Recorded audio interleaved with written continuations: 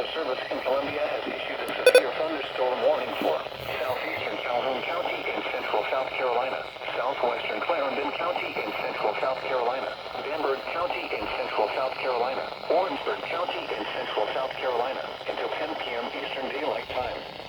At 9:14 p.m. Eastern Daylight Time, severe thunderstorms were located along a line extending from near St. Matthews to near Omer, moving southeast at 25 miles per hour.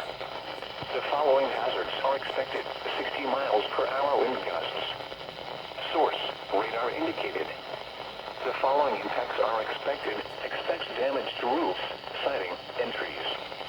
Locations impacted include Orangeburg, Danbury, Brookdale, Holly Hill, Branchville, Somerton, Bowman, Ellery, Santee, Earhart, Cameron, Utoville, Roseville, Fuller, Vance, Cordova, Cope, Goen, Wilkinson Heights, and Edison. This includes the following highways: Interstate 26 between mile markers 144 and 169.